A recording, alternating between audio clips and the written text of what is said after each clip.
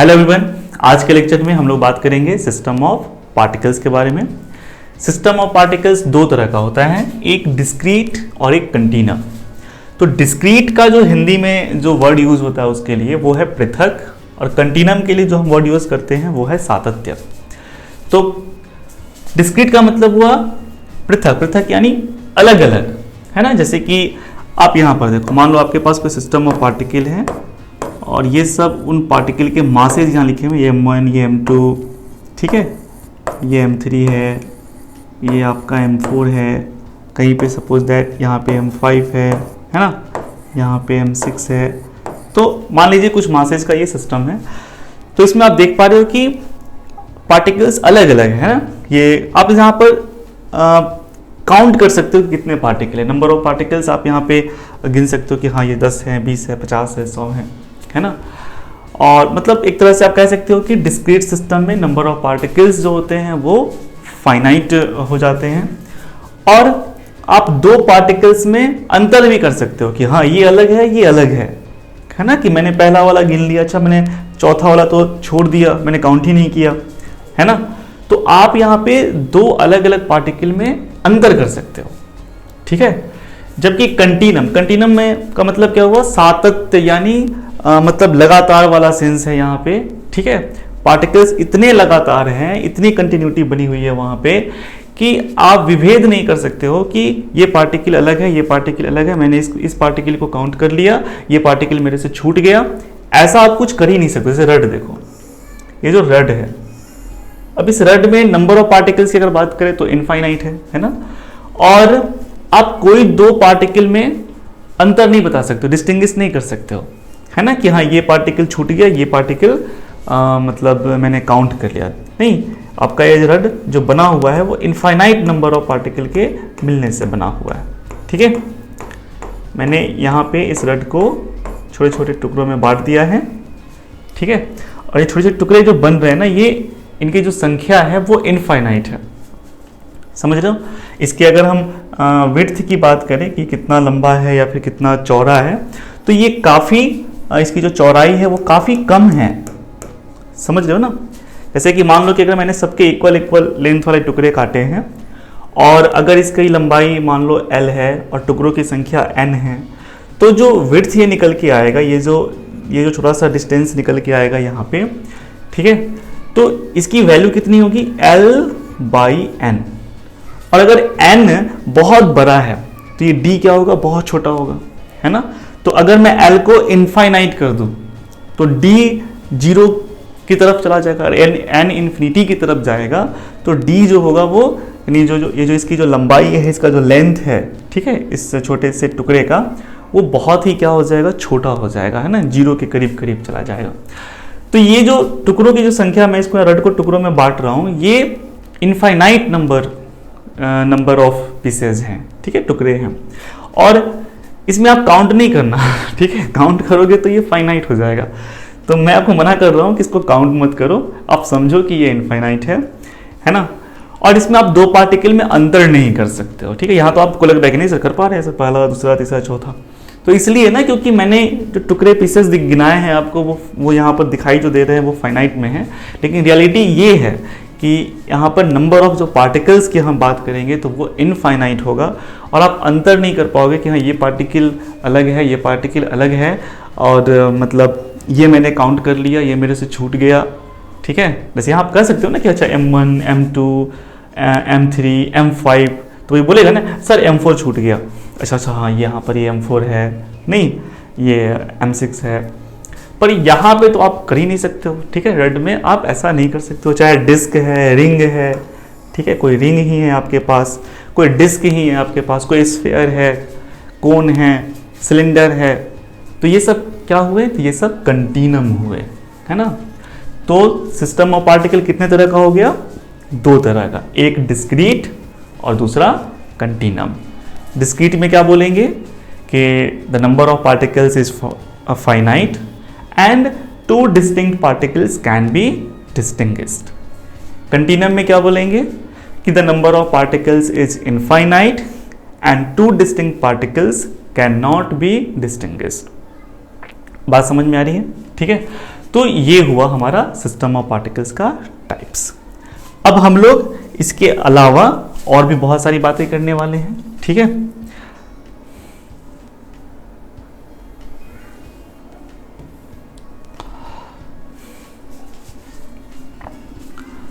अब अगर हम कंटीनम की बात करें, ठीक है, तो आपका ये जो कंटीनम है ये भी 3 तरह का हो जाता है ना। जैसे कि एक आपका हो गया लीनियर कंटीनम,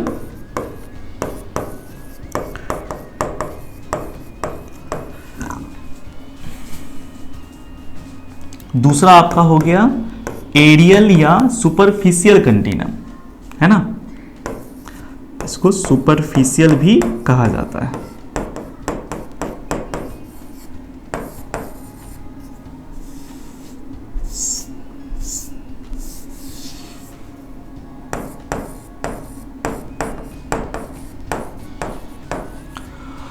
और तीसरा आपका होता है वॉल्यूम कंटीनम।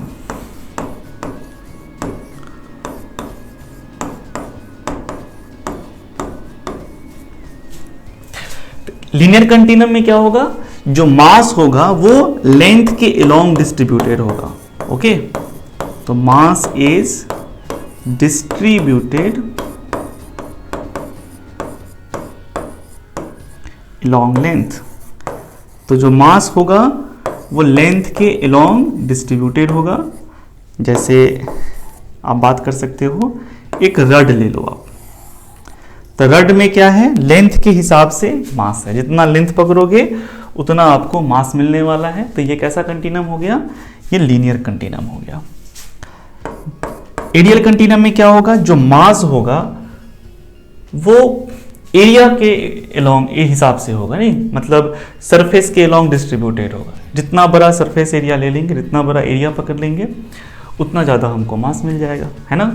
तो यहाँ पे आप कह सकते हो कि मास इज डिस्ट्रीब्यूटेड, मास आपका डिस्ट्रीब्यूट है अलोंग सरफेस एरिया, ठीक है। जो भी सरफेस एरिया है उसके हिसाब से मास आपका डिस्ट्रीब्यूटेड है। जैसे कि आप डिस्क ले लीजिए, है ना, अगर डिस्क है या फिर हॉलो स्फीयर है ना, हॉलो सिलेंडर है, तो वहां पे आपको क्या होगा कि जो भी मास होगा वो सरफेस एरिया के हिसाब से होगा। जितना बड़ा आप सरफेस पकड़ लोगे, जितना बड़ा आप एरिया ले लोगे, उसके हिसाब से आपको मास मिलेगा। तो वो आप कहलाएगा एरियल या सुपरफिशियल कंटीनम। तीसरा टाइप हुआ वॉल्यूम कंटीनम, और इसमें क्या होगा कि जो मास है वो आपका डिस्ट्रीब्यूटेड होगा, mass is distributed along volume, यानी वो वॉल्यूम के अलोंग डिस्ट्रीब्यूटेड होगा। मतलब अब वॉल्यूम डिसाइड करेगा कि कितना मास होगा, है ना। जैसे कि आपका सॉलिड स्फीयर हो गया, ठीक है, या फिर आपका सिलेंडर, सॉलिड सिलेंडर हो गया, सॉलिड कोन हो गया। तो इसमें क्या है कि वॉल्यूम डिसाइड करेगा कि भैया सिस्टम का क्या मास है, ठीक है। तो कंटीनम कितने तरह के हो गए, 3 तरह के, लीनियर, एरियल या सुपरफिशियल, उसी का नाम है, और तीसरा हो गया आपका वॉल्यूम कंटीनम। अब जिस तरह से 3 कंटीनम के टाइप्स हुए, कंटीनम के 3 टाइप्स हुए, उसी प्रकार हम लोग अब बात करेंगे मास डेंसिटी की, और वो मास डेंसिटी भी 3 तरह का हमको देखने को मिलेगा, ठीक है।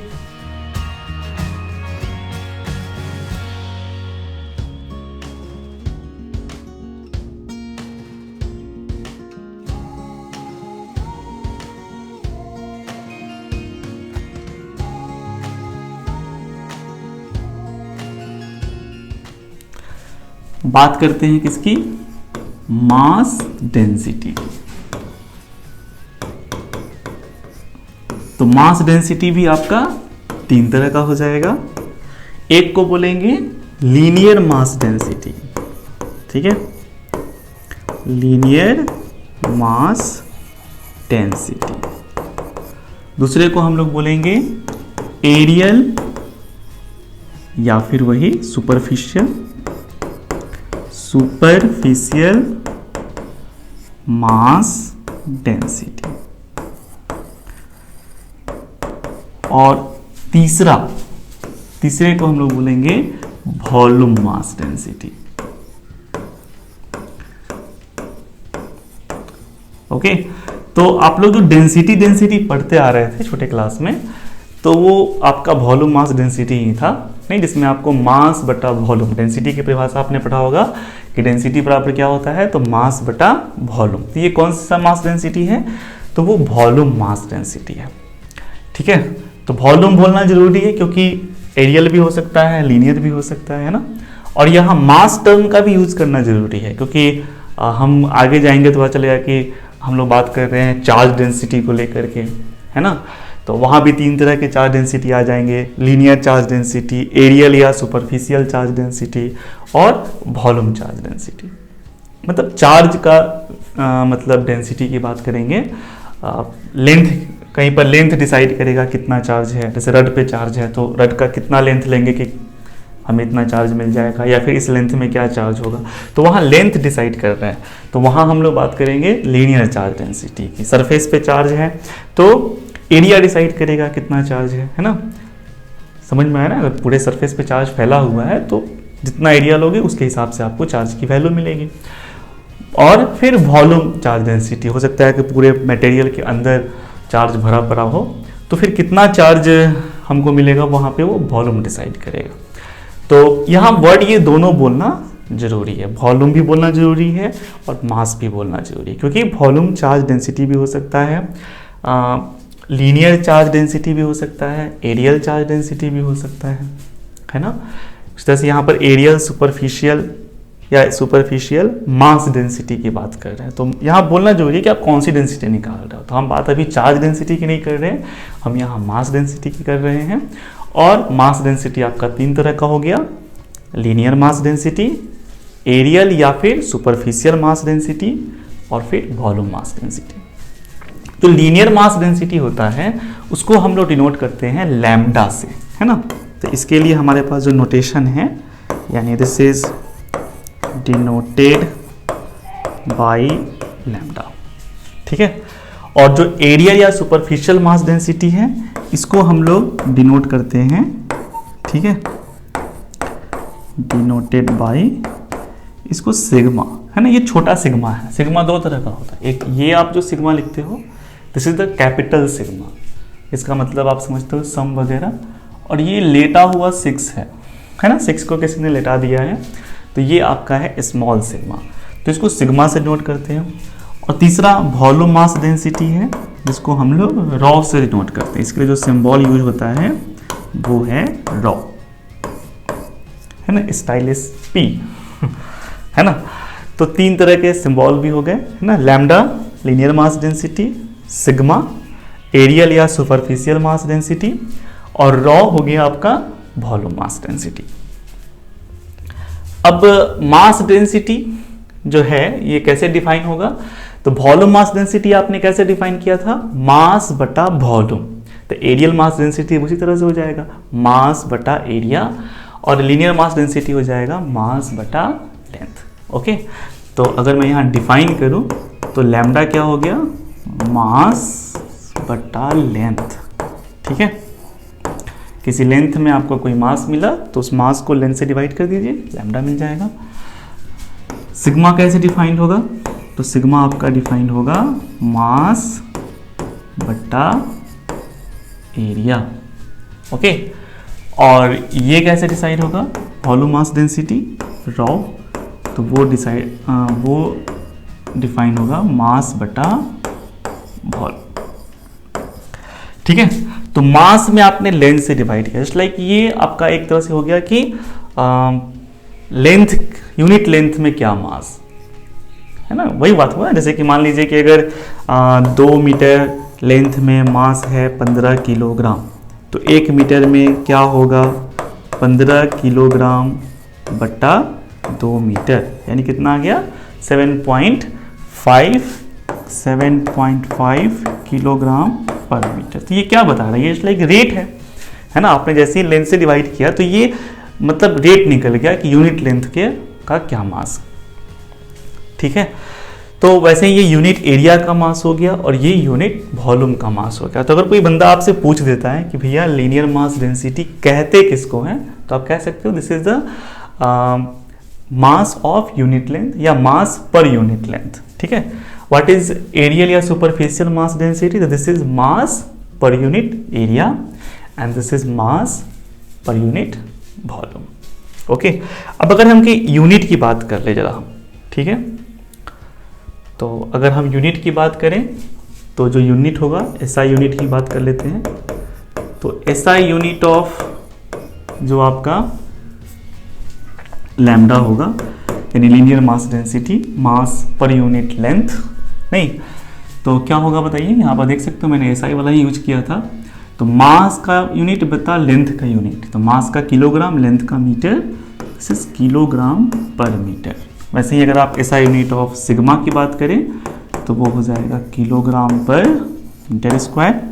और अगर एसआई यूनिट ऑफ रॉ यानी वॉल्यूम मास डेंसिटी की बात करें तो वो हो जाएगा kilogram per metre cube. Okay, note कर लेना इस चीज़ को, ठीक है, ये नहीं कि बस सुन के रह जाना, है ना। तो लीनियर मास डेंसिटी लैम्डा क्या है, this is mass per unit length.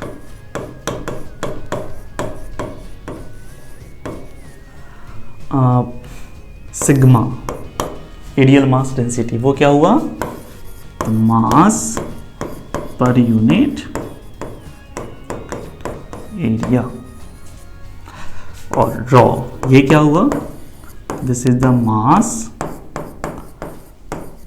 Per unit volume.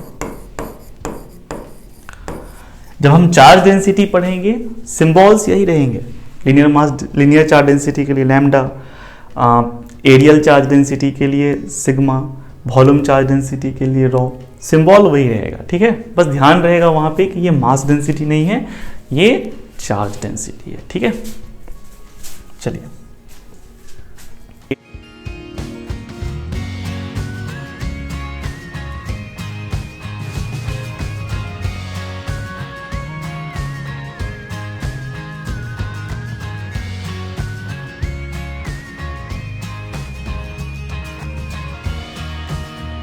अब जरा हम एक एक करके बात कर लेते हैं। जैसे सबसे पहले हम लोग बात कर लेते हैं linear charge density, sorry not charge density, अभी हम लोग किसकी बात कर रहे हैं, लीनियर मास डेंसिटी। ठीक है, कोई दिक्कत नहीं है, आप जब चार्ज डेंसिटी आप पढ़िएंगे ना तो बस आपको कुछ करना नहीं है, जहाँ जहाँ मैंने मास लिखा है ना बस उसकी जगह चार्ज कर लेना है। ठीक है, हो गया, चार्ज डेंसिटी भी पढ़ ली हम लोग। तो लीनियर मास डेंसिटी, ठीक है, तो ये होता है क्या, ये तो आप समझ गए हो, मास पर यूनिट लेंथ। अब इसके लिए आपको दिमाग में रखना होगा लीनियर कंटिन्यूम को। लीनियर मास डेंसिटी की बात वहाँ करेंगे जहाँ कंटिन्यूम हमारा लीनियर होगा, मास आपका लेंथ के एलोंग डिस्ट्रीब्यूटेड होगा। तो ये हमारा मान लीजिए कोई लीनियर कंटिन्यूम है, क्या है, तो रड है, रड ही मान लीजिए। ठीक है, कि ये भी आपका एक रड हो गया, इसकी कुछ लंबाई होगी, तो मान लीजिए कि इसका लेंथ जो है वो L है और इसका जो मास है वो M है ना। अब इस रड को अगर आप समझ सकते हो तो क्या समझ सकते हो कि ये इनफाइनाइट नंबर ऑफ छोटे छोटे पार्टिकल के मिलने से बना है। ठीक है, ये जो मैं ऐसे ऐसे डिवाइड कर रहा हूँ ये छोटे छोटे पार्टिकल्स हैं और इनकी संख्या इनफाइनाइट है, आपको काउंट नहीं करना है, बिकॉज भाई मेरी कैपेसिटी है ना, मैं इससे छोटा ड्रॉ नहीं कर सकता या फिर जो भी है, तो मैं बनाऊंगा तो 10, 50, 100, 200 आएंगे, फाइनाइट ही होंगे, पर आप इसको समझो कि ये इनफाइनाइट है। ठीक है, और ये सब इसके पार्टिकल्स हैं, बहुत छोटे छोटे पार्टिकल है, इनकी जो लेंथ है वो बहुत कम है। ये लेंथ का टुकड़ा है तो कुछ ना कुछ लेंथ तो इसमें आ ही जाएगा, है। जैसे एक मास का टुकड़ा पकड़ेंगे तो उसमें कुछ ना कुछ मास जरूर होगा, वैसे ही अगर किसी लेंथ के टुकड़े करूँगा तो उसमें कुछ ना कुछ लेंथ होगा, मास है तो उसमें कुछ मास भी होगा। ठीक है, तो ये जो छोटे छोटे टुकड़े हैं ना ये कहलाएंगे एलिमेंट्री पार्टिकल्स। अब अगर इसमें से हम यहाँ से कहीं किसी पॉइंट पे चले जाए, जैसे मान लीजिए कि हम A से X डिस्टेंस पर जा कर के मैंने एक पॉइंट पकड़ा P और फिर मैंने देखा कि ये जो P पर जो पार्टिकल है, ये वाला पार्टिकल है ना, और इसका जो लेंथ कुछ ना कुछ होगा, तो उस लेंथ को हम लोग कहेंगे dx। ठीक है, समझ में आ रहा है? उसको क्या कहेंगे? dx कहेंगे। x में ही ना थोड़ा सा चेंज होगा, मतलब जैसे आप P पे हो और एक इंड से दूसरे इंड तक जाओगे तो x की वैल्यू में जो थोड़ा सा चेंज देखने को मिलेगा, that change represent its length. Okay, तो आप इसके लेंथ को क्या कह सकते हो? dx। dx represent small change in x and this is nothing but its length. Okay, इसका कुछ ना कुछ मास भी होगा, तो चलिए मान लेते हैं कि इसका जो मास है वो है dm, मतलब dx लेंथ हो गया, dm इसका मास हो गया। अब अगर हम यहाँ पे इस पार्टिकुलर पॉइंट पे अगर हम बात करें कि लीनियर मास डेंसिटी क्या है, तो अगर इस पॉइंट पे अगर हम लैम्डा निकालेंगे तो लीनियर मास डेंसिटी कैसे निकलेगी? मास बटा लेंथ। मास कितना है भैया इसका? dm, और लेंथ कितना है? dx। तो हमारे पास एक फॉर्मूला आ गया कि lambda equal to what? dm बटा dx। ओके, वही अगर हम चार्ज डेंसिटी पढ़ेंगे तो फिर इस पूरे रड पे चार्ज होगा। इस रड के मैं छोटे छोटे छोटे टुकड़े कर दूंगा, उसमें से एक छोटा सा टुकड़ा इसका एलिमेंट्री पार्टिकल हो गया।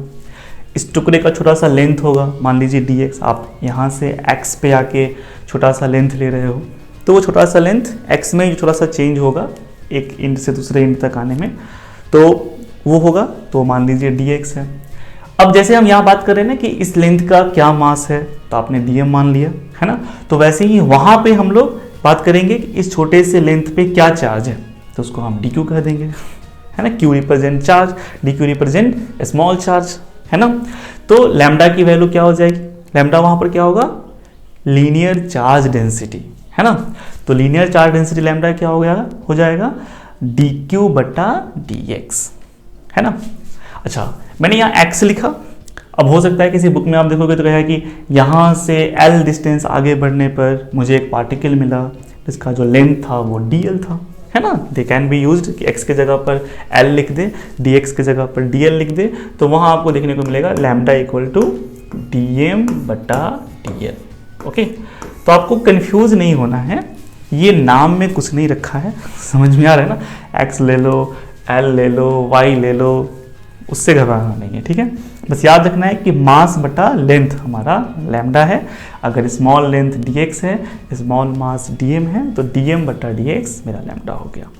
आप इसको ऐसे भी समझ सकते हो कि अगर मास इस x का फंक्शन है, मतलब कितने डिस्टेंस जाने पर मास कैसे कैसे बदलेगा, कितना x पर क्या मार्क्स मिलने वाला है, तो उस केस में अगर हम मास को x के रिस्पेक्ट में डिफ्रेंशिएट कर दें, इफ m इज या if mass is function of x, then जो ये डेरिवेटिव निकल के आएगा dm बटा dx, दैट रिप्रेजेंट लैम्डा।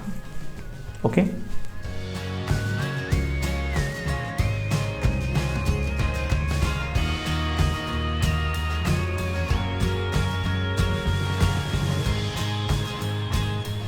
अब अगर हम इसको थोड़ा सा फिर से सॉल्व करें, है ना, तो मुझे नए नए रिजल्ट्स, नए नए एक्सप्रेशंस मिलते चले जाएंगे। जैसे कि आप यहाँ पर अगर हम dm ही निकालें तो वो क्या आ जाएगा? वो आ जाएगा लैम्डा इंटू dx। अब ये जो लिख रहा हूँ ना, इसको याद रखना है ना। अगर लीनियर कंटीनम है और मैं पूछूँ dm क्या, तो आपको फट से बोलना है dm equal to lambda into dx, चाहे लैम्डा इंटू dl। अगर आपने l के टर्म में मान लो इसको l कहा, इसको dl कहा, तो वहाँ आप क्या बोलोगे? dm equal to lambda into dl। Okay, जहाँ dl स्मॉल लेंथ है, लैम्डा आपका लीनियर मास डेंसिटी है, and dm represent the mass of the small length dl। Okay, अब अगर मान लो मुझे कहा जा रहा है कि पूरे रड का आप मास निकालो, तो हम क्या करेंगे? हम टोटल मास के लिए, ठीक है, total mass of the rod, तो वो कैसे मिलेगा? तो उसके लिए हमें इंटीग्रेट करना पड़ेगा। अब रड नहीं लिख के कंटीनम में लिखो, बिकॉज हो सकता है कि हम रड की जगह पर कोई दूसरा लिंड कंटीनम ले ले, जैसे रिंग ले ले, है ना, एक रिंग ले ले, तो ये भी एक क्या है? लीनियर कंटीनम जैसा ही है ना। तो total mass of the continuum अगर ये पूछा जा रहा है तो हम क्या करें, टोटल मास कैसे मिलेगा, हर छोटे छोटे पार्टिकल का जो मास है उसको ऐड करने से, है ना। मतलब आप किसी भी आर्बिट्ररी पार्टिकल का मास पकड़ो और उसको इंटीग्रेट कर दो, आपको टोटल मास मिल जाएगा। Integration is the process of summation. Integration क्या है, समेशन का प्रोसेस है। तो जब आप किसी आर्बिट्ररी पार्टिकल को पकड़ोगे, उसके मास को लोगे और उसको इंटीग्रेट करोगे, तो वो इंटीग्रेशन क्या करेगा, पूरे पार्टिकल के मास को जोड़ के बताते हैं। कहाँ से कहाँ तक मास पकड़ना है, उसके लिए आपको लिमिट वहाँ दिखानी पड़ेगी कि हाँ हमको यहाँ से यहाँ तक के मास को पकड़ना है। तो जो भी वहाँ लिमिट फिट बैठेगा, है ना, इंटीग्रेशन की, वो लिमिट के तहत इसको इंटीग्रेट करेंगे और हमको टोटल मास मिल जाएगा। तो यहाँ जो आर्बिट्ररी पार्टिकल है वो ये है ना। यहाँ x कोई फिक्स नंबर तो नहीं ना, मैंने कहा कि मैंने एक एंड से x पे जाके मैंने एक पार्टिकल पकड़ लिया, पर ये x क्या है, ये तो फिक्स नहीं। मैं तो नहीं कहा कि 4 मीटर पे जाके पकड़ा, 5 मीटर पे पकड़ा, 7 सेंटीमीटर पे जाके पकड़ा, ऐसा तो कुछ नहीं बोल रहा हूँ। तो x यहाँ क्या है, आर्बिट्ररी है, ठीक है।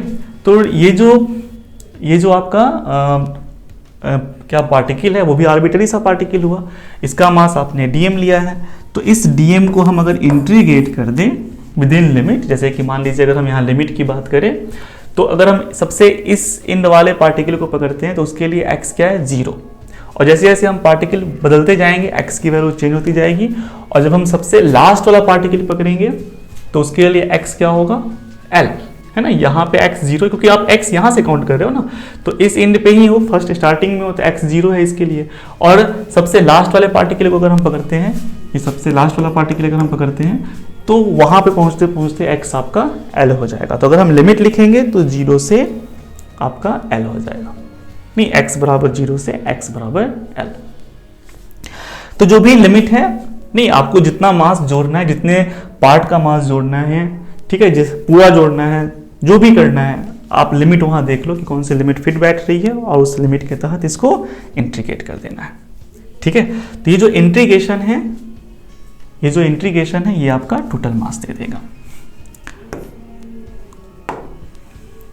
वैल्यू रख दीजिए, dm की वैल्यू आई है लैम्डा इंटू डी एस, तो this is lambda D x. तो आपके पास यहाँ रिजल्ट भी हो गया कि अगर हमें मास चाहिए, टोटल मास चाहिए, तो मुझे लैम्डा इंटू डी एक्स को इंटीग्रेट करना पड़ेगा, ठीक है। It may be possible lambda function of x, function of l, नहीं, और आप उसको अगर l का फंक्शन है तो वहाँ dl, मतलब अगर आपने जो एलिमेंट्री पार्टिकल का पोजीशन दर्शाया है कि हम यहाँ से l डिस्टेंस जाने पर मुझे dl लेंथ का पार्टिकल मिल रहा है, ठीक है, तो वहाँ लैम्डा इंटू डी एल ऐसा फॉर्मूला हो जाएगा।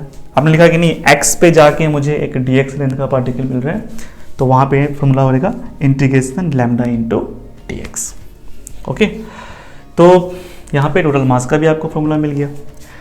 अब मान के चलिए कि लैम्डा वेरिएबल नहीं है, लैम्डा कांस्टेंट है, मतलब जो रड है ना उस पर जो मास है वो यूनिफॉर्मली डिस्ट्रीब्यूटेड है ना। मतलब ये नहीं कि कहीं पे सेम लेंथ में कम मास मिला, उतना ही लेंथ हम आगे जाके किसी दूसरे पॉइंट पे ले रहे हैं तो फिर ज़्यादा मास मिल जा रहा है, ठीक है। तो ऐसा कुछ नहीं है, रड पूरी तरह से यूनिफॉर्म है ना, सेम लेंथ काटोगे सबका मास सेम मिलेगा, ठीक है। तो अगर लैम्डा कांस्टेंट है, रड आपका यूनिफॉर्म है, तो उस केस में क्या होगा, ठीक है। If lambda is constant, lambda आपका कांस्टेंट है या रड यूनिफॉर्म है, मास यूनिफॉर्मली डिस्ट्रीब्यूटेड है, तो उस केस में ये जो लैम्डा है वो इंटीग्रेशन साइन से बाहर हो जाएगा। तो लैम्डा आपका बाहर हो गया, सीधे बचा इंटीग्रेशन dx। अब बताइए यहाँ पे क्या हो रहा है। अब आप कहोगे सर अभी तक हम लोग क्या कर रहे थे, लैम्डा dx को सम कर रहे थे, अब समेशन किसका हो रहा है, dx का। dx what is dx? dx is length of the elementary particle, okay. तो dx यहाँ एलिमेंट्री पार्टिकल का लेंथ है। तो फाइनली होगा क्या कि जब आप समेशन करना शुरू करोगे हर छोटे छोटे एलिमेंट्री पार्टिकल के लेंथ को, तो आपको पूरा लेंथ ही मिल जाएगा ना, समझ रहे हो ना। इसका लेंथ लिया, इसका लेंथ लिया, इसका लेंथ, सबके लेंथ को मैं जब जोड़ूंगा तो क्या होगा, पूरे रड का ही लेंथ मिल जाएगा, है ना। तो ये जो इंटीग्रेशन dx है आपका, ये जो यहाँ लिखा हुआ है इंटीग्रेशन dx, ये आपका किसको रिप्रेजेंट कर रहा है, टोटल लेंथ को, है ना। जब आप इसको जोड़ोगे हर छोटे छोटे एलिमेंट्री पार्टिकल के लेंथ को जोड़ोगे तो आपको टोटल लेंथ मिल जाएगा। तो टोटल लेंथ कितना है रड का? L। तो this becomes lambda into L. यहाँ L किसकी वैल्यू है? इंटीग्रेशन dx की। ओके, तो फिर हम यहाँ क्या देखने के लिए, तो सिंपल सा लेसन आ गया, m equal to lambda into L, चाहे lambda equal to what? m by L. मतलब अगर लैम्डा कांस्टेंट है, रड आपका यूनिफॉर्म है, मास यूनिफॉर्मली डिस्ट्रीब्यूटेड है, तो उस केस में आपको लैम्डा निकालने के लिए क्या करना चाहिए? टोटल मास बटा टोटल लेंथ। अगर हम टोटल मास बटा टोटल लेंथ कर देंगे तो भी हमको लैम्डा की वैल्यू मिल जाएगी, है ना। अगर रड एक समान है तो किसी भी पॉइंट पे लैम्डा निकालेंगे सेम मिलेगा, लेकिन अगर रड एक समान नहीं है, मास उसमें एक समान रूप से डिस्ट्रीब्यूटेड नहीं है, सेम लेंथ में हमें अलग अलग मास मिल जा रहे हैं, ठीक, कहीं पे पतला रड है, कहीं पे मोटा रड है, ऐसा हो सकता है, ठीक है। या फिर मटेरियल चेंज हो, ये भी हो सकता है कि रड के इस हिस्से तक कोई और मटेरियल था, दूसरे हिस्से पे कोई और मटेरियल है, तो उस केस में हमें अलग अलग पॉइंट पे लैम्डा की वैल्यू अलग अलग मिलेगी। तो वहाँ हम लोग फॉर्मूला यूज करेंगे लैम्डा इक्वल टू dm बटा dl, या फिर dx। अगर dx x के टर्म में लिख रहे हो तो ऐसे लिखेंगे। बात समझ में आ गई, है ना। लेकिन अगर मास यूनिफॉर्मली डिस्ट्रीब्यूटेड है तो टोटल मास बटा टोटल लेंथ करके भी लैम्डा की वैल्यू निकाली जा सकती है। चलिए इसको आप नोट कर लीजिए फटाफट।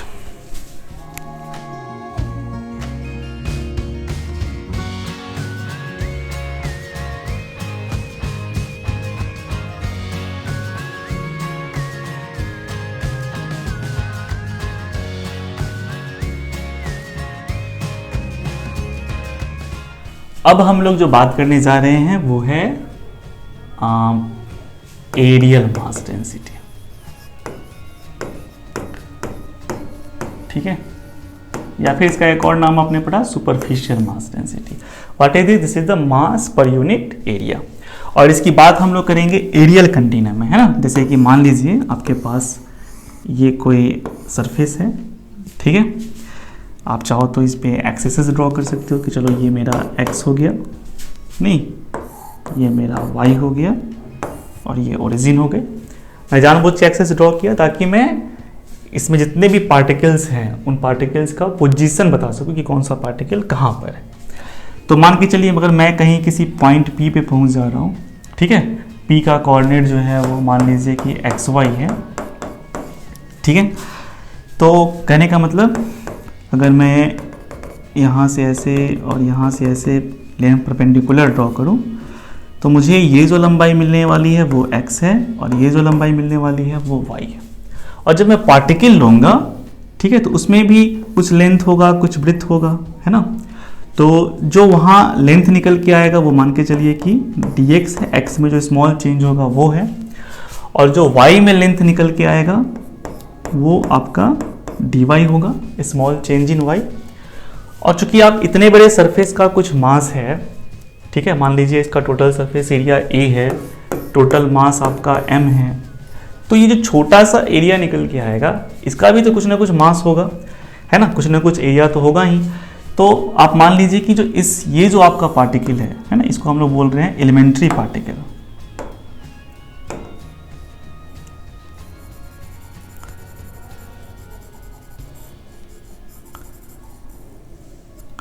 ठीक है।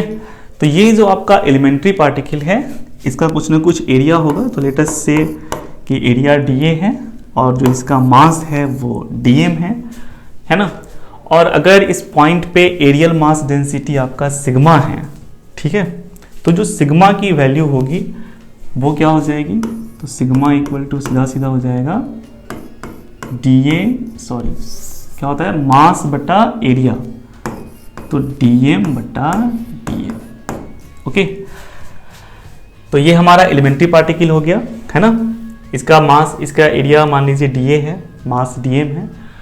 और अगर इस पॉइंट पे एरियल मास डेंसिटी आपका सिग्मा है तो जो सिग्मा की वैल्यू होगी यहाँ पे वो हो जाएगी dm बटा dA, है ना, यानी मास बटा एरिया। तो ये एक तरह का फॉर्मूला, एक तरह का रिजल्ट हो गया। अच्छा, अगर हम यहाँ पे dA निकालें तो मुझे dA मिलेगा क्या, है ना। अगर ये भी रेक्टेंगल जैसा है तो डी ए आपका डेफिनेटली यहाँ पे d x into d y, length into width, है ना, तो ये हो जाएगा। खैर इस पर हम फिर बाद में आते हैं, पहले हम लोग यहाँ पे देखते हैं कि क्या क्या रिजल्ट हमारे पास आ रहा है। तो सिग्मा बराबर क्या आया हमारे पास, dm बटा da, मतलब मास को एरिया के रिस्पेक्ट में आप डिफ्रेंशिएट कीजिए, आपको सिग्मा मिल जाएगी, है ना। यहाँ से आपको और भी रिजल्ट आने वाले हैं, जैसे dm बराबर क्या हो जाएगा, सिग्मा इंटू da, है ना। तो इसको याद रखना है, मतलब जबान पे हमेशा रहना चाहिए कि अगर आपका एरियल कंटिन्यूम है और वहाँ पे हम एरियल मास डेंसिटी के बारे में बात कर रहे हैं और किसी पार्टिकल के छोटे मास की चर्चा कर रहे हैं कि डीएम की वैल्यू क्या होगी, तो आपको फट से आपके मुंह से निकलना चाहिए कि भैया sir dm equal to sigma into d a.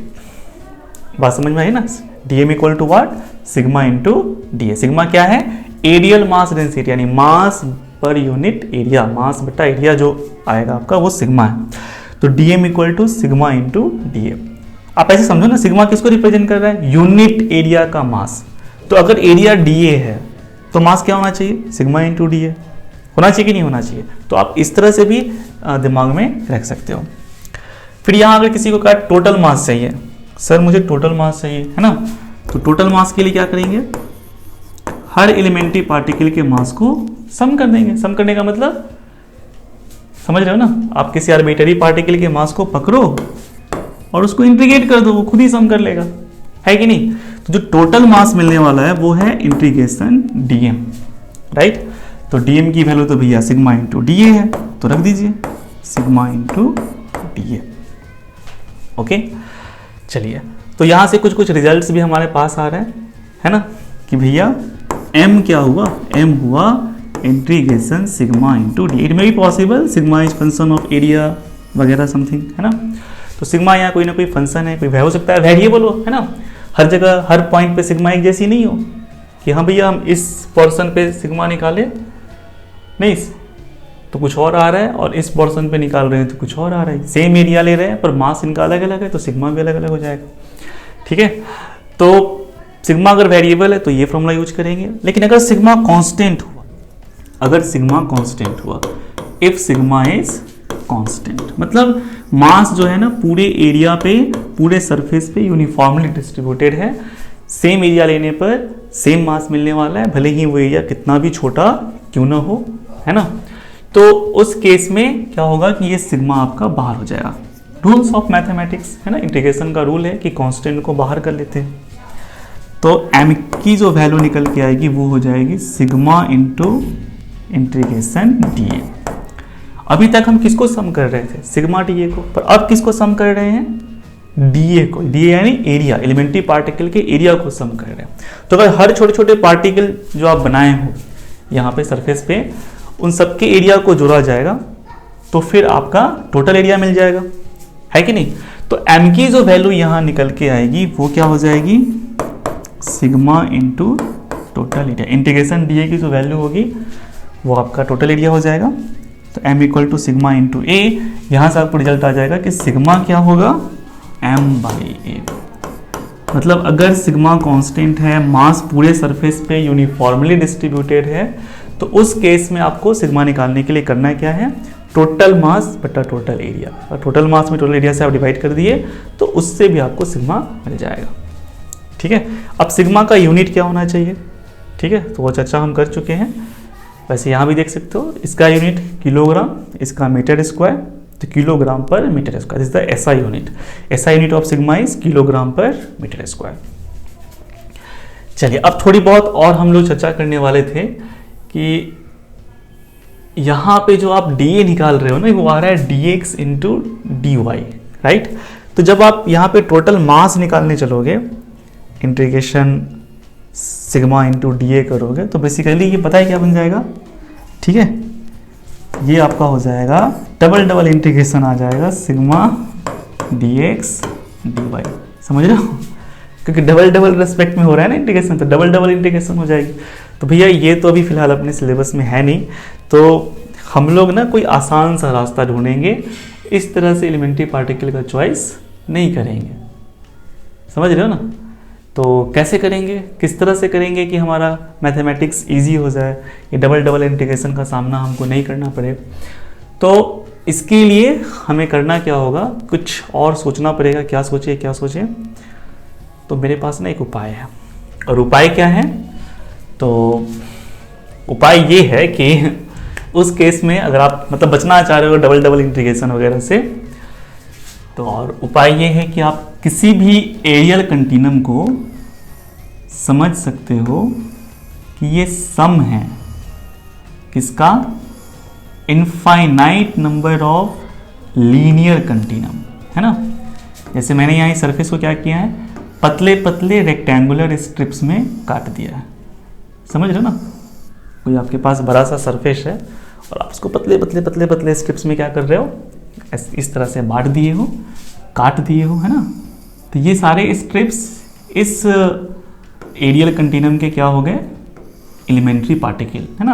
आप कह सकते हो कि ये सब एलिमेंट्री पार्टिकल हैं, इन्हीं से तो मिलके ये बना हुआ है ना। और इसकी जो संख्या है वो इनफाइनाइट है ना। ये काफ़ी चौड़े चौड़े दिख रहे हैं यहाँ पे, पर ये उतने चौड़े हैं नहीं, बहुत ही कम चौड़ाई है इनकी।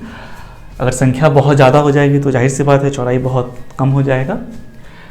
अब हम करेंगे क्या, यहाँ पे ही कहीं पर x पे जा कर के, सपोज ये मेरा ओरिजिन है, ये x एक्सिस है, ये आपका y एक्सिस है, और हम यहाँ से x पे गए और एक एलिमेंट्री पार्टिकल को क्या किया, पकड़ लिया नहीं, और इसकी भी कुछ चौड़ाई होगी, तो मान लीजिए dx है, बिकॉज वो x में जो छोटा सा डिफरेंस आएगा यहाँ इस एंड से इस एंड तक जाने में, तो that difference is width of this elementary particle. और जो लेंथ है, जैसे ये रेक्टेंगल के शेप में अगर है मान लीजिए, और इसकी लंबाई l है, इसकी चौड़ाई मान के चलिए कि b है, तो जो आपने पतले पतले स्ट्रिप्स काटे हैं इसमें इसकी जो लेंथ है वो तो इस रेक्टेंगल की चौड़ाई जो थी वही हो गई, यानी b के ही बराबर हो गई, और इसकी जो विड्थ निकल के आई है वो dx आई है। तो ये भी छोटा सा रेक्टेंगल है आपका, this is our elementary particle, है ना। और ये भी आपका छोटा सा लेंथ ही है ना,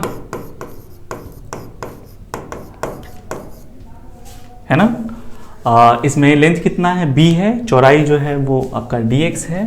तो इसका जो एरिया निकल के आएगा, इस एरिया को इसको आप da से कहिए, तो जो एरिया निकल के आएगा वो हो जाएगा लेंथ इनटू ब्रेथ, यानी bdx।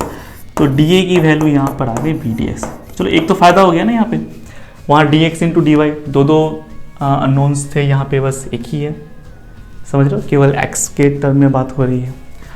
तो ये हो गया। अगर इसका मास मान लीजिए dm है ना, dm इसका मास है, तो dm बराबर क्या पड़े हो, dm बराबर सिग्मा इंटू da, है ना। अगर जब हम एरियल कंटिन्यूम की बात करेंगे तो dm बराबर sigma into da, linear continuum की बात करेंगे तो dm बराबर लैम्डा इंटू dl चाहे dx, इस तरह से। और अगर वॉल्यूम कंटिन्यूम की जब हम बात करेंगे तो वहाँ भी वैसे ही आएगा, तो dm बराबर रॉ इंटू dv, है ना। वहाँ जो एलिमेंट्री पार्टिकल पकड़ेंगे उसमें छोटा कुछ ना कुछ तो वॉल्यूम जरूर होगा, तो उस वॉल्यूम को dv कहेंगे। उसका मास अगर dm है तो dv और dm रिलेशन क्या होगा, dm बराबर रॉ dv, जहाँ रॉ आपका हो गया वॉल्यूम मास डेंसिटी।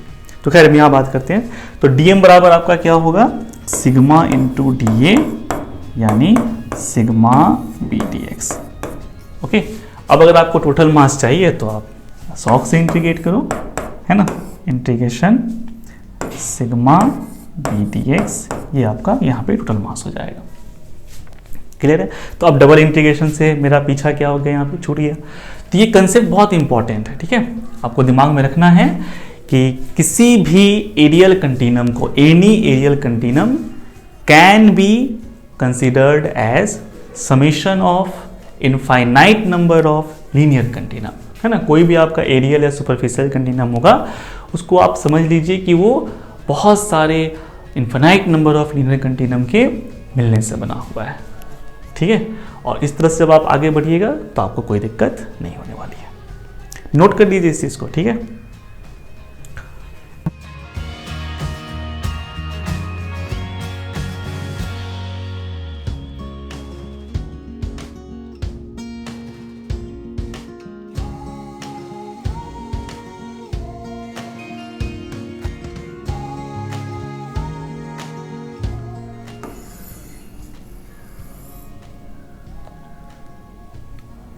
तो एक और एग्जांपल लेते हैं हम लोग, और इस एग्जांपल में हम लोग कंसीडर कर रहे हैं डिस्क को। तो डिस्क आपका क्या है, एक डिस्क समझते हो जैसे सिक्का हो गया, तो सिक्का क्या है, डिस्क है। हाथ में जो बल्ला पहनते हो वो रिंग है, तो उसको आप एक तरह से लीनियर कंटिन्यूम कह सकते हो। और ये जो डिस्क है मतलब सिक्के की तरह हो गया, थाली की तरह हो गया, ठीक है। तो इस डिस्क को आप समझ सकते हो कि ये बहुत सारे इनफाइनाइट नंबर ऑफ रिंग के मिलने से बना हुआ है। इसमें रिंग की जो संख्या है आप उसको मान के चलो कि ये इनफाइनाइट है, ठीक है। हमने यहाँ पे जो बना रखा है वो तो आपको फाइनाइट टाइप का ही दिख रहा होगा, ठीक है, पर रियलिटी ये है कि ये इनफाइनाइट है ना। तो आप एक डिस्क को क्या समझ सकते हो, तो आप समझ सकते हो कि एक जो डिस्क है वो इनफाइनाइट नंबर ऑफ रिंग के मिलने से बना है। अब इसमें से हम कोई एक रिंग पकड़ लेते हैं, ठीक है। तो जैसे मान लिया मैंने इसी रिंग को पकड़ा, तो इसका इनर रेडियस कुछ होगा, मान लीजिए x है, और आउटर रेडियस इसी x में थोड़ा सा ज़्यादा है, तो इसको आप x प्लस dx बोल सकते हो, ठीक है। समझ रहे हो, मतलब ये जो लेंथ में जो चेंजेस देखने को मिल रहे हैं इसको मैं क्या मान रहा हूँ, dx मान रहा हूँ। और ये कॉन्सेंट्रिक सर्किल है, फिगर थोड़ा सा अजीब लग रहा होगा पर आप समझ सकते हो, है ना। तो ये सारे के सारे जो मैंने ऐसे रिंग बनाए हैं ये कॉन्सेंट्रिक है, सबका सेंटर एक है, और उसमें से मैंने एक रिंग को पकड़ा है। रिंग की संख्या इनफाइनाइट है, ये जो dx दिख रहा है ना ये बहुत छोटा छोटा है। आप इनफाइनाइट रिंग्स बनाओगे तो फिर ये बहुत छोटा मिलेगा आपको। तो इसमें से मैंने एक आर्बिटरी सा रिंग पकड़ लिया, और ये आर्बिटरी सा जो रिंग है ये हमारा कहलाएगा एलिमेंट्री पार्टिकल, ओके। तो ये हमारा एलिमेंट्री पार्टिकल है, इसका कुछ ना कुछ एरिया तो होगा, उसको dA बोल दो, कुछ ना कुछ मास होगा, आप उसको dm बोल दो, है ना। और अगर हम बात करें dA की, तो dA क्या होगा, कैसे निकलेगा dA, तो रिंग का एरिया कैसे निकलता है, आपने पढ़ा होगा फॉर्मूला, पाई इंटू बड़ी आर का स्क्वायर माइनस छोटी आर का स्क्वायर, राइट। तो पाई बड़ी आर यहाँ कितनी है, तो बड़ी आर यहाँ पर है x प्लस dx, तो उसका स्क्वायर माइनस छोटी आर आपका x है तो x का स्क्वायर, ओके। अब थोड़ी बहुत मैथमेटिक्स हैं उसको आप सॉल्व कीजिए। तो ये हो जाएगा पाई, ये आपका हो गया x स्क्वायर प्लस dx का square plus 2x dx minus ये आपका हो गया x स्क्वायर। एक्स स्क्वायर ने एक्स स्क्वायर को मार दिया, है ना, क्या आ गया, पाई इंटू dx का स्क्वायर प्लस 2x dx। अब चूंकि dx तो बहुत छोटा होगा ना, क्योंकि जो आप रिंग्स बनाए हो वो बहुत ज़्यादा है, उनकी संख्या बहुत ज़्यादा है, इन्फिनाइट नंबर ऑफ रिंग्स हैं। तो उसमें अब dx की बात करेंगे, जो रिंग्स की चौड़ाई की बात करेंगे वो तो बहुत कम होगा, है ना। तो एक तो ऐसे ही बेचारा कम है, ऊपर से आपने इसका स्क्वायर कर दिया तो और कम हो गया ना, जैसे 0.000 समथिंग है, अब उसका स्क्वायर करोगे तो फिर 0.00000 ये जो संख्याएं हैं वो बढ़ जाएगी, है ना। तो ये तो बहुत छोटा हो जाएगा ना, तो आप इसको क्या करो, इग्नोर ही कर दो। समझ में आया ना, इसको काउंट करने से कोई फायदा नहीं है। तो मैंने इसको इग्नोर कर दिया, तो सीधा सीधा आ गया पाई 2x dx यानी 2 पाई x dx। ये किसकी वैल्यू आ गई, dA की, ओके। अच्छा, जो आप यहाँ रिंग की एरिया निकाले हो, एलिमेंट्री रिंग जो है आपका, उसका आपने जो यहाँ एरिया निकाला है क्या आया है, 2 पाई x dx। तो आप इसको दूसरे ढंग से देखो कैसे निकाल सकते हो। मान लो मैंने यहाँ पर ना कैंची चला दी, कहीं पे कैंची चलाया और रिंग को काट दिया। जब इसको काट के मैं सीधा करूंगा, है ना, लंबा सा करूंगा ऐसे, सॉरी,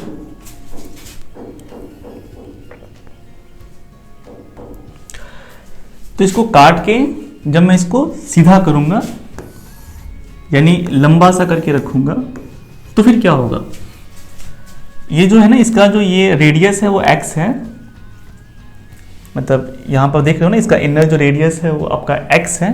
तो जब मैं इसको काट के सीधा करूंगा तो जो इसका सरकमफ्रेंस है वो बन जाएगा इसका लेंथ, है ना।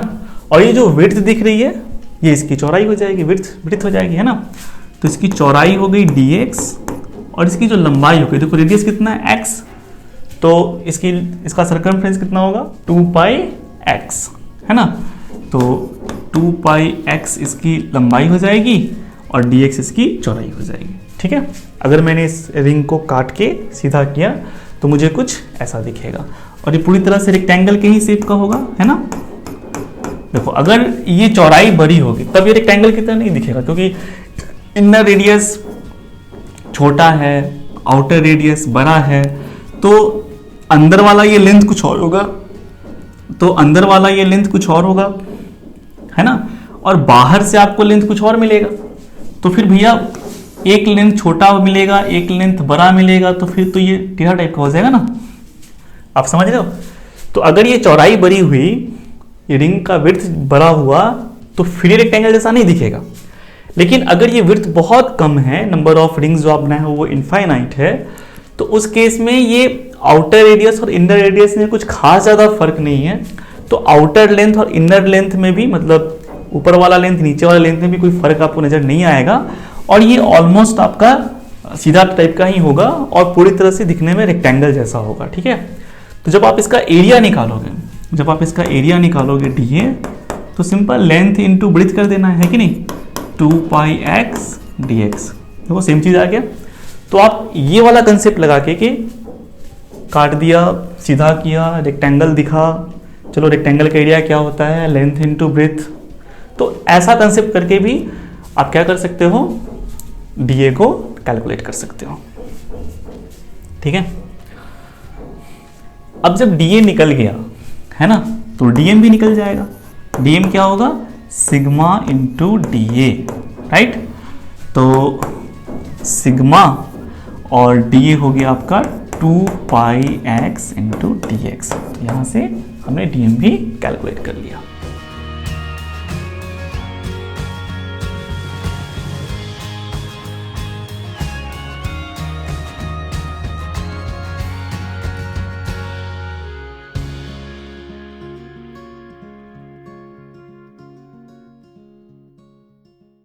नेक्स्ट जो हमारा एरियल कंटिन्यूम है जिस पे हम चर्चा करने जा रहे हैं वो है हमारा हॉलो स्फीयर, ठीक है। तो इसको जरा हम लोग देखते हैं। अब आप एक हॉलो स्फीयर क्या है, उसमें जो मास होगा वो आपके सरफेस एरिया के हिसाब से आपको मिल जाएगा, है ना। तो एक हॉलो स्फीयर को आप समझ सकते हो कि बहुत सारे कोएक्सियल रिंग के मिलने से बना। ये स्फीयर है, आपका डिस्क नहीं है, गोल है, गेंद की तरह। डिस्क हो गया आपका जैसे सिक्का वगैरह, तो वो डिस्क है, पर जो गेंद है, बॉल है, वो आपका स्फीयर है। तो आप इसको अगर बांटोगे, मतलब उस पतले पतले स्ट्रिप्स उसमें काटोगे, तो कैसे मिलेंगे, सर्कुलर कोएक्सियल, सबके एक्सिस सेम होंगे, सबके सेंटर तो सेम नहीं होंगे पर सबका एक्सिस सेम होगा ना, सबका सेंटर एक ही लाइन पे क्या करेगा, लाई करेगा। तो हम उस तरह से इसके सर्कुलर स्ट्रिप्स में इसको क्या कर रहे हैं, बांट दे रहे हैं। तो मान के चलिए कि ये आपका उसी में का एक स्ट्रिप्स है जिसमें हमने इसको क्या किया है, बांट रखा है, ठीक है। और इसका रेडियस कुछ होगा, स्फीयर का रेडियस कुछ और है। स्फीयर का रेडियस मान लीजिए कि कैपिटल R है ना। तो ये जो है वो स्फीयर के रेडियस को दिखा रहा है, और इसका जो रेडियस है ये कुछ और होगा।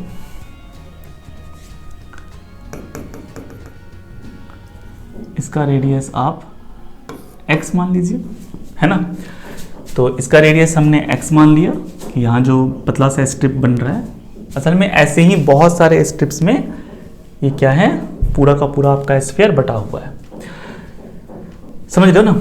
तो मैंने एक आर्बिट्ररी सा स्ट्रिप पकड़ लिया इसमें से, इसका रेडियस मान लीजिए x है, और ये है कहाँ, तो ये आपका स्फीयर का जो सेंटर है वहाँ से y ऊपर है, ठीक है, मतलब y डिस्टेंस पे है। तो मैंने y पे जा करके एक स्ट्रिप कंसीडर किया, सर्कुलर स्ट्रिप, जिसका रेडियस x था। इसकी कुछ चौड़ाई भी होगी, तो ये चौड़ाई कैसे निकलेगी, तो इसके लिए जो ये जो इंड बन रहा है ना यहाँ पे, इसको आपको O से मिलाना पड़ेगा। तो यहाँ पे कुछ ना कुछ एक एंगल बनेगा, है ना। आप एक काम कर सकते हो, आप इस पूरे लाइन को ऐसे ड्रॉ करो, हो सकता है ये एंगल आपका क्या हो, थीटा हो, और ये जो छोटा सा एंगल बन रहा है ये इसी थीटा में आने वाला छोटा सा चेंज है जब हम यहाँ से यहाँ जाएंगे, है ना। जब इस ऐसे से ऐसे होंगे तो इस थीटा में जो छोटा सा बदलाव होगा वही बदलाव है, तो इसको हम लोग कह देते हैं डी थीटा, है ना। ये जो एंगल है let us call it D theta. अब ये जो लंबाई है आप ध्यान से देखो, ये एक सर्किल है ना, मतलब है तो ये स्फीयर, पर अभी इस फिगर में आपको क्या दिख रहा है, सर्कल दिख रहा है, राइट। ये रेडियस हुआ, ये एंगल है, और ये जस्ट लाइक सर्किल का आर्क है ना। ये जो सर्कुलर स्ट्रिप्स है इसकी जो चौड़ाई है वो आपका इस सर्किल का आर्क हुआ। और हम लोगों ने पढ़ रखा है भैया कि आर्क बराबर क्या होता है, एंगल इनटू रेडियस, है ना। एंगल बराबर आर्क बाई रेडियस, एंगल बराबर आर्क बाई रेडियस, तो आर्क बराबर एंगल इनटू रेडियस। तो भैया आर्क की जो लंबाई है, अगर इस लंबाई को हम कुछ बोल दें, सपोज हम इसको dl बोल रहे हैं, तो यहाँ जो dl की वैल्यू निकल के आएगी वो एंगल इनटू रेडियस। एंगल क्या है d थीटा और रेडियस क्या है r, तो बेसिकली यहाँ जो dl निकल के आएगा वो r d थीटा होगा, है ना। इसको याद भी रखना है, जहाँ जहाँ हमको ये मिलेगा ध्यान रखेंगे कि नहीं भैया ये जो चौड़ाई होगी वो r d थीटा होगी। लिख देता हूँ मैं इसको r d थीटा, ओके। अच्छा, अब इसका कुछ ना कुछ एरिया होगा, इस पूरे जो सर्कुलर स्ट्रिप है ना, इसका कुछ ना कुछ एरिया निकल के आएगा। तो let us call the area of this circular strip is dA, the mass of this circular strip is dm। Now what is dA, dA कैसे मिलेगा, तो एक काम करते हैं, अगर मैं इसको कैंची से काट दूं और फिर सीधा करूं इस स्ट्रिप को, तो अगेन ये भी दिखने में आपको पूरी तरह से कैसा लगेगा, रेक्टेंगल के जैसा लगेगा, है ना। जैसे आपको लगेगा कि कोई रेक्टेंगल है, पतला सा स्ट्रिप है ना, तो रेक्टेंगल जैसा लगेगा। इसका लेंथ कितना होगा, तो इसका लेंथ जो होगा वो इसका जो सरकमफ्रेंस बन रहा है, यहाँ जो सर्कुलर स्ट्रिप है उसका जो सरकमफ्रेंस होगा, तो रेडियस भैया x है, तो सरकमफ्रेंस कितना हो जाएगा 2πx, और चौड़ाई आपका यही dl होगा r d थीटा, है ना। तो अगर मैं इसको काट के सीधा करूं तो मुझे जो लेंथ मिलने वाला है वो है 2πx, और जो विड्थ मिलने वाला है वो है r d थीटा। तो इसका जो एरिया निकल के आने वाला है ना dA, तो सीधा सीधा लेंथ इंटू ब्रेथ यानी 2πx into r d theta हो जाएगा। अब सर x भी वेरिएबल है, क्योंकि आप स्ट्रिप्स चेंज करोगे, अलग अलग स्ट्रिप पकड़ोगे तो x भी बदलेगा y भी बदलेगा, समझ में आ रहा है ना। तो हम अगर यहाँ पे एक काम करते हैं, देखा जाए तो तीन वेरिएबल हो गए यहाँ पे, x भी हो गया, y भी हो गया, थीटा भी हो गया। तो हमारी प्रॉब्लम क्या है कि हम एक ही अननोन में काम कर सकते हैं ना, मतलब हमारे सिलेबस में तो फिलहाल यही है। तो हम एक काम करते हैं, सबको थीटा के टर्म में एक्सप्रेस कर लेते हैं। तो अगर मैं इस x की वैल्यू निकालूंगा, समझ रहे हो, अगर मैं इस x की वैल्यू निकालूंगा, यहाँ छोटा सा ट्रिग्नोमेट्री हमें लगाना पड़ेगा। ये एक राइट ट्रायंगल बन रहा है, आप देख पा रहे होंगे अगर ध्यान से कि ये y है, ये x है, और ये आपका क्या है r है ना। और ये एंगल मैंने दिखा रखा है थीटा है। तो चूंकि ये लाइंस पैरेलल हैं तो आप ये एंगल थीटा समझ सकते हो, है ना। और ये थीटा है, ये राइट एंगल ट्रायंगल है, तो आप समझ सकते हो थीटा के सामने वाला परपेंडिकुलर और बगल वाला क्या होता है, बेस। तो परपेंडिकुलर क्या होता है, परपेंडिकुलर होता है हाइपोटेनस इनटू साइन थीटा। तो हाइपोटेनस यहाँ r है, सो y की वैल्यू जो निकल के आएगी वो सीधा सीधा आ जाएगी r साइन थीटा, और x आपका बेस है, बेस बराबर होता है हाइपोटेनस इनटू कॉस थीटा, तो यहाँ r कॉस थीटा होगा, ठीक है। या वैसे भी समझ सकते हो कि अगर मैं r का कंपोनेंट निकालूंगा तो मुझे इस डायरेक्शन में जो कंपोनेंट मिलेगा वो x की ही लंबाई होगी, and this is r cos theta, और इस डायरेक्शन का जो कंपोनेंट होगा वो y की लंबाई होगी, and this is r sin theta. तो आप वैसे भी समझ सकते हो, ठीक है। तो यहाँ मुझे x मिल गया r cos थीटा। तो मैं काम करता हूँ, मैं इसमें ना x की वैल्यू को पुट कर देता हूँ। तो मुझे जो निकल के आ गया वो हो गया 2πr cos theta into r d theta, ठीक है। समझ में आ रहा है।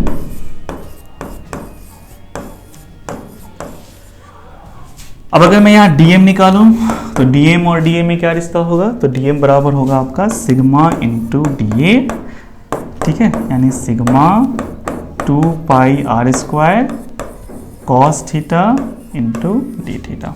ये आपकी डीएम की वैल्यू निकल के आ गई।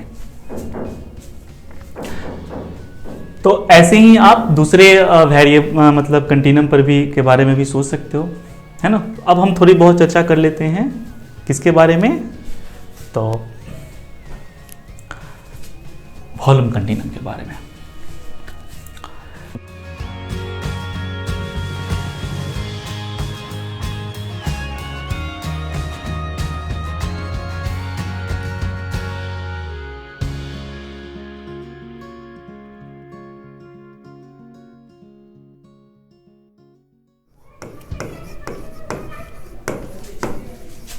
वॉल्यूम मास डेंसिटी क्या होता है, तो वॉल्यूम मास डेंसिटी होता है मास बटा वॉल्यूम, मास पर यूनिट वॉल्यूम। बात कब करेंगे, जब हमारे पास कोई वॉल्यूम कंटिन्यूम होगा, है ना।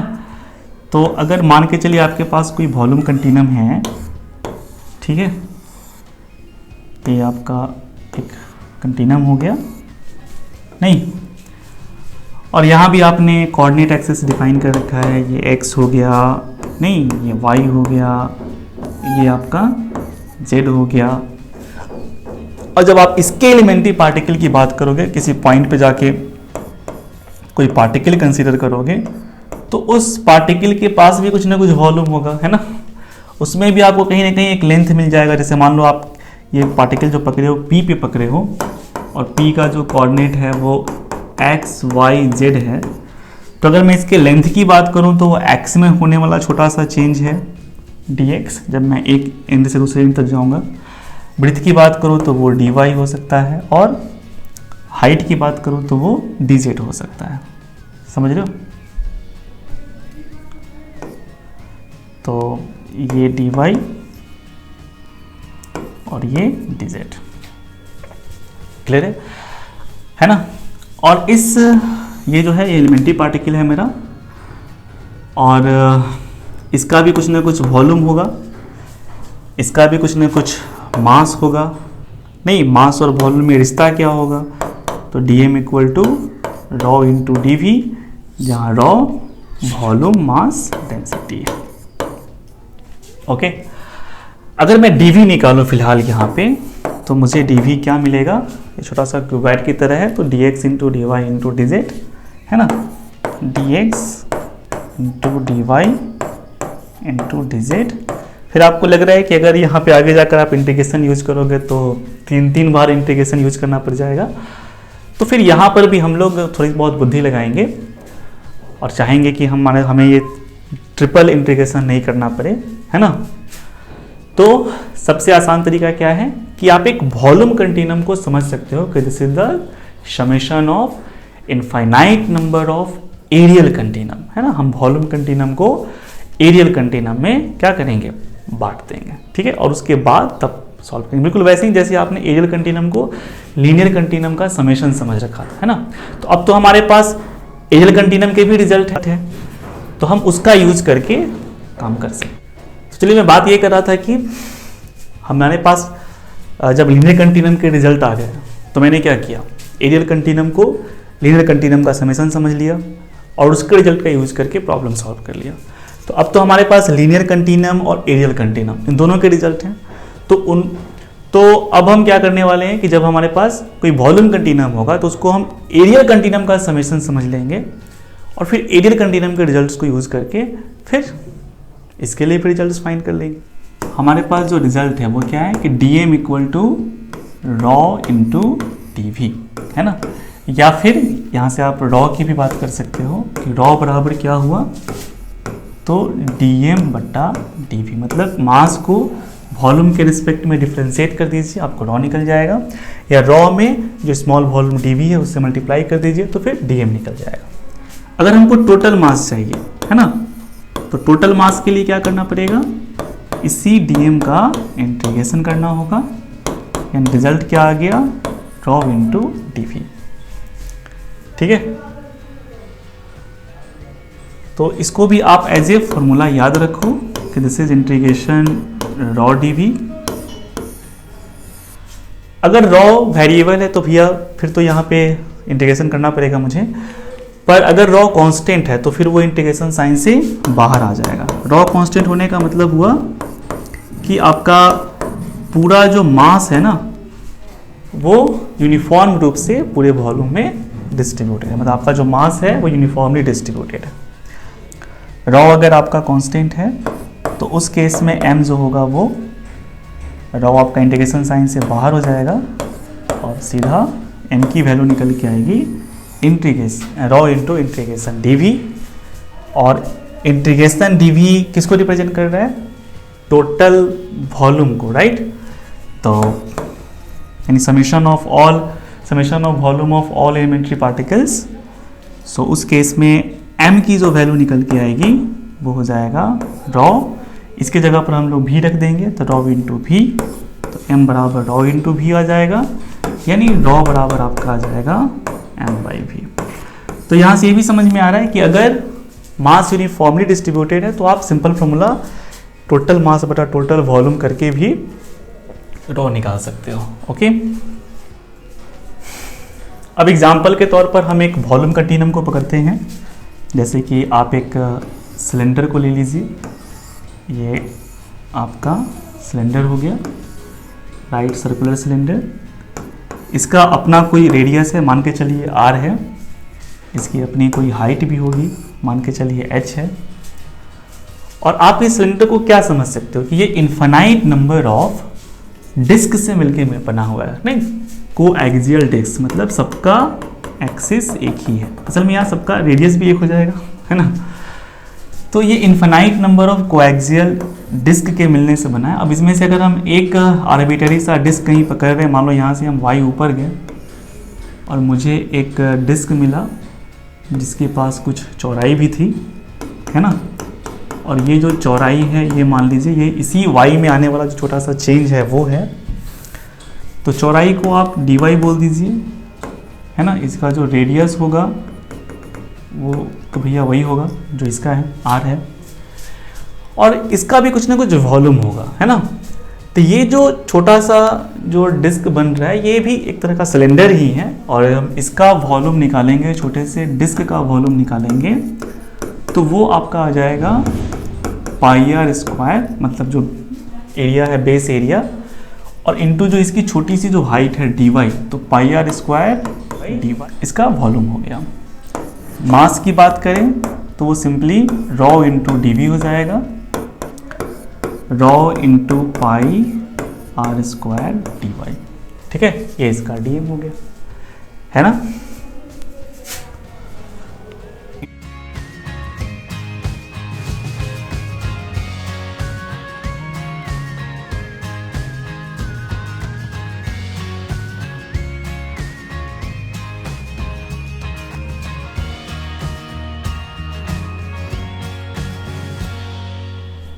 मान के चलिए कि इस बार मेरे पास एक कोन है ना, और ये सॉलिड कोन है, समझ रहे हो। ये जो कोन है ये आपका सॉलिड कोन है, इसका अपना एक रेडियस है, मान के चलिए r है, इसकी अपनी एक हाइट है, मान लीजिए h है, और आप इस कोन को भी समझ सकते हो कि ये इनफाइनाइट नंबर ऑफ इस तरह के डिस्क के मिलने से बना है। अब इसमें क्या है कि इससे पहले वाले केस में जो सिलेंडर वाला केस था उसमें अब जितने भी डिस्क थे सबका रेडियस सेम है, पर इसमें ऐसा नहीं होगा। इसमें आप अगर ऊपर एक कोई डिस्क लेते हो तो उसका रेडियस छोटा आएगा, है ना। आप सबसे नीचे जाके लेते हो तो उसका रेडियस ये कैपिटल आर है, सबसे ऊपर टॉप मोस्ट पॉइंट पे पहुंच जाते हो तो पॉइंट टाइप का बनेगा, तो उसका रेडियस क्या हो जाएगा 0, ठीक है। तो अब इसी में कोई मैंने एलिमेंट्री पार्टिकल पकड़ लिया, ये डिस्क आपका एलिमेंट्री पार्टिकल है ना, समझ में आ रहा है ना। Every volume continuum can be considered as summation of infinite number of areal continuum. तो मैं इसको छोटे छोटे क्या बोलते हैं डिस्क में बांट दिया, तो ये छोटे छोटे एरियल कंटिन्यूम में बट गए। है तो एरियल कंटिन्यूम पर इनके पास भी वॉल्यूम है, और हम इसके वॉल्यूम को फिर अगेन कहेंगे dv। और जब आप यहाँ वॉल्यूम निकालोगे ये आपका कहीं ना कहीं होगा, मान के चलिए यहाँ से y ऊपर है और इसका रेडियस मान के चलिए x है, तो इसका वॉल्यूम क्या हो जाएगा, पाई एक्स स्क्वायर, मतलब बेस एरिया इंटू जो इसकी हाइट हुई, तो हाइट कितना हुआ, तो हाइट को आप मान लो इसी y में जो छोटा सा चेंज हो रहा है वो है, इंटू यहाँ पे आप dy लगा दीजिए, है ना। अब अगेन आपको अगर सर y भी वेरिएबल है, x भी वेरिएबल है, तो कुछ ना कुछ तो रिश्ता ढूंढना पड़ेगा मुझे। तो इसकी जो टोटल हाइट है वो यहाँ h है ना। और आप देख रहे हो कि आप 10th क्लास की मैथमेटिक्स लगा दो, ये a है, o है, b है, इसको आप o डैश कह दो, इसको आप b डैश कह दो, तो आपको एक ट्रायंगल नज़र आ रहा होगा। एक तो AOB नज़र आ रहा है आपको, AOB ये ट्रायंगल, और एक AO डैश B डैश ये वाला ट्रायंगल, है ना। और ये दोनों ट्रायंगल सिमिलर है, देखो दोनों में एक एक तो 90 आपको ऐसे ही दिख गया होगा, है ना। और एंगल ए भी है दोनों में, समझ में आ रहा है। तो दोनों ट्रायंगल आपका सिमिलर है, और सिमिलर ट्रायंगल में क्या होता है, कॉरस्पॉन्डिंग साइड्स का रेशियो इक्वल होता है। तो यहाँ जो रिलेशन आपको निकल के आएगा, यहाँ आप कहोगे sir triangle AO dash B dash similar है ट्रायंगल AOB के, राइट। तो कॉरस्पॉन्डिंग साइड्स के जो रेशियो होंगे वो बराबर होंगे, यानी AO डैश बट्टा AO ये बराबर होगा आपका, देखो O डैश B डैश बट्टा OB के, समझ रहे हो। ये साइड लेंथ बट्टा पूरा, ये साइड लेंथ बट्टा ये पूरा, ठीक है। अब वैल्यू रख दो यहाँ पे। AO डैश कितना है भैया, तो ये पूरा का पूरा आपका h है, ये y है, तो AO डैश हो गया आपका h माइनस वाई। और AO कितना हुआ, तो AO आपका हुआ, AO को देख पा रहे हो, तो AO कितना हुआ, तो AO आपका हो गया आपका AO ये पूरा हुआ, AO आपका h हो गया, तो बट्टा h बराबर O डैश B डैश आपका x है, और OB आपका r है। तो यहाँ से आपको x y में रिलेशन भी मिल जाएगा। तो आप चाहो तो सबको एक वेरिएबल में कन्वर्ट कर सकते हो, आप यहाँ से y की वैल्यू निकाल लो, सबसे अच्छा रहेगा। नहीं तो अगर y की वैल्यू निकालते हो तो y की वैल्यू कितनी आ जाएगी, देख लो, hx बट्टा r, ये h माइनस वाई है, तो y की वैल्यू जो निकल के आ रही है वो हो रही है h माइनस एच एक्स बटा आर। मैंने इसको इधर भेज दिया, y को इधर भेज दिया। अब इस y की वैल्यू जब निकल गई तो फिर dy भी निकल जाएगा, नहीं, या फिर आप x की वैल्यू ही निकालो, सबसे अच्छा रहेगा। आप वहाँ से x की वैल्यू निकाल सकते हो, तो x की वैल्यू क्या आ जाएगी, तो वो हो जाएगी h minus y by h into r. x निकल गया, इसको यहाँ पुट कर दीजिए, dv निकल जाएगा, उसमें रॉ से मल्टीप्लाई कर दीजिए, आपका dm निकल जाएगा, है ना। तो ऐसे ही आप फिर स्फीयर पे भी काम कर सकते हो, है ना। तो एक एक करके सारे कंटिन्यूम पे भी हम चर्चा करेंगे, और फिर जब हम आगे पढ़ेंगे, देखो सेंटर ऑफ मास वगैरह पढ़ना है ना, अलग अलग सिस्टम का सेंटर ऑफ मास निकालने के लिए हमको दिया जा सकता है, मोमेंट ऑफ इनर्शिया निकालना है ना। तो आगे जाओगे तो फिर इलेक्ट्रिक फील्ड, ग्रेविटेशनल फील्ड, इन सबको भी कैलकुलेट करना है। तो उन सब में जब आप जाओगे तो फिर आपको ये सारे कंसेप्ट उसमें यूटिलाइज करना पड़ेगा, है ना। तो मैंने जानबूझ के पहले ही इन सब चीज़ों का छोटा छोटा एक स्मॉल नॉलेज दे दिया, ताकि जब आप वहाँ जाओगे, उस पार्टिकुलर टॉपिक को पढ़ोगे और उसमें जब आपकी मुलाकात इन सब से होगी, तो आपको लगेगा कि हाँ यार, इसको तो पहले से ही हम जानते हैं, हाँ ये तो होगा ही, है ना। तो ये सारी कंसेप्ट आपकी पहले से ही डेवलप रहेगी, तो वहाँ जो नया कंसेप्ट आपको मिलेगा, जो नई रिजल्ट्स आपको मिलेगा, उसको समझने में कहीं से कोई परेशानी नहीं होने जा रही है। ओके, तो फिर नेक्स्ट क्लास में हम लोग इसके आगे बात करेंगे।